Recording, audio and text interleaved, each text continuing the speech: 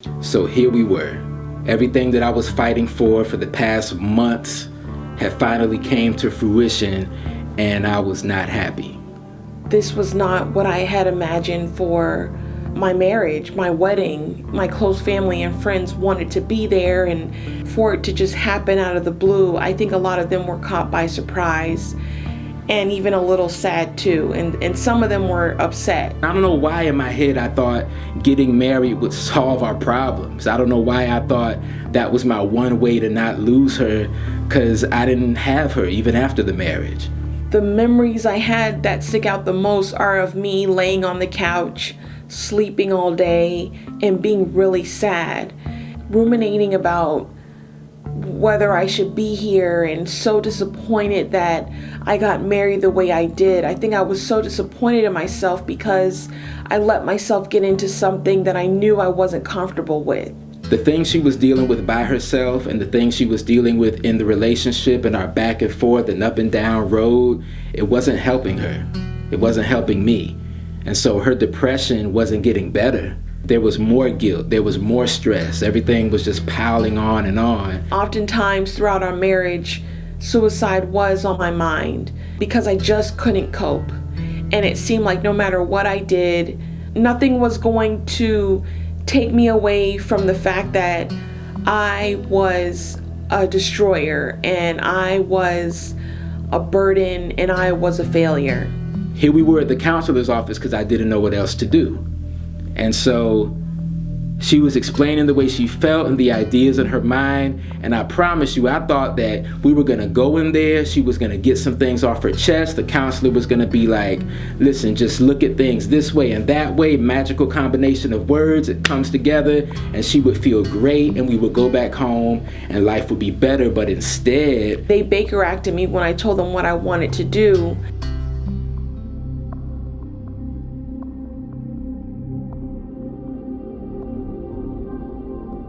Things had gotten so severe that she needed to go to a hospital. Being there, I realized how cold it was. The doctor just made me feel like I was a dime a dozen and really didn't sit and listen to me. Instead, he would put words in my mouth, and the doctor really wanted to admit me. I felt lost. I felt confused. She could end up having to stay in the hospital for who knows how long. And I didn't want that to happen. And LaGuardia just kind of stepped in and was like, look, I'm willing to do whatever I can. If I needed to be on watch or on guard or make sure to pay attention to whatever I needed to keep her alive and keep her safe, I was willing to do that because I didn't know what else to do. We had gotten to this point and I was trying.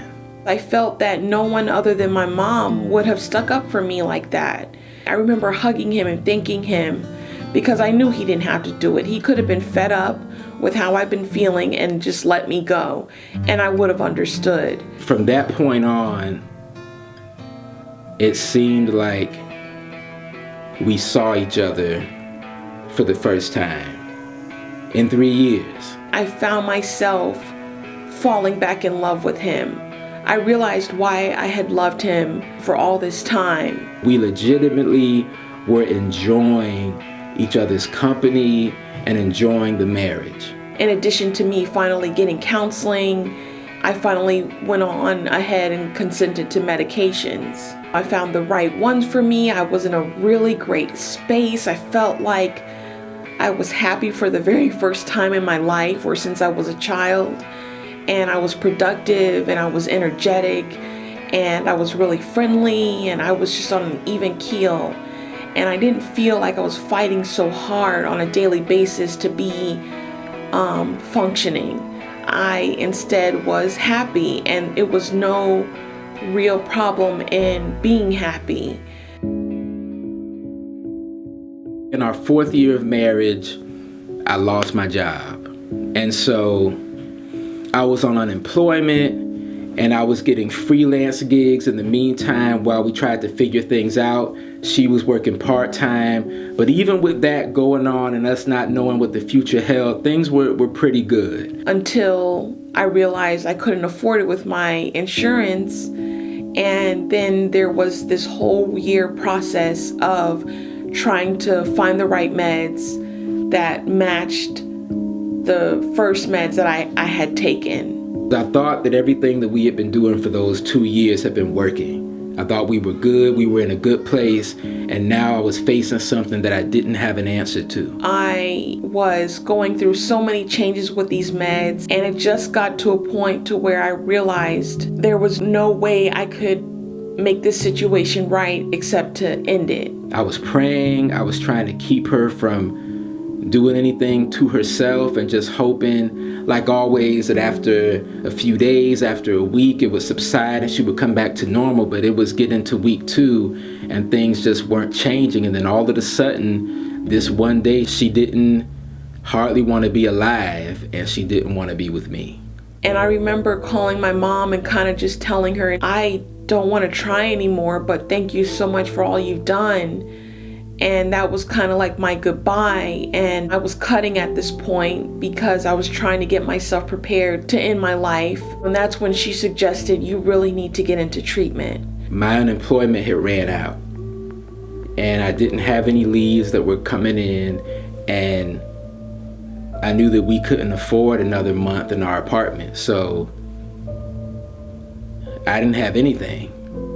So I remember sitting against the wall on the floor of the apartment. I was faced with having to make that phone call because I didn't have anywhere else to go or anything else, anybody else to turn to, so I had to tell my parents everything. And so that was the lowest point of my life. It was hard. I felt like I was in a space where I needed to be away from LaGuardia, and I kind of had some relief in a way because being with him was a constant reminder of what a bad person I was. I was a grown man. I had already spent 5 years out of the house on my own, trying to hold everything together in my own hands. And I had to admit that I could not hold it up anymore. They put me on meds and I was in counseling, and I really had a chance to kind of dig deeper into what it was that was bothering me. I felt like I was going to be judged. Why did you even do this in the first place? This is what happens when you go out on your own and you try to do this, this, and that, and you weren't wise in your decisions. I really expected all these things to come down on me, and all I received was love. And it was shocking. And I was able to open up to my family in a way that I never had. I was able to open up to friends. I just had to kind of go through it a little bit. I had to shed my tears. I felt like I was starting to get into a place where I was a little bit more balanced and could finally breathe for the first time in a while. When she had got out of treatment and got back home, after some time had passed, I did want to reconcile. I did want to bring things back together. So I guess I just wanted to try to make things work, even after everything that had happened. I would stay by her one weekend, she would stay by me the other weekend, and we would just go back and forth like that. It was a really weird time. I wanted to be with him because I missed him, and I think I was really used to being with him. We were starting all the way over again, building everything from scratch. Like, we're still married, but this isn't my wife anymore.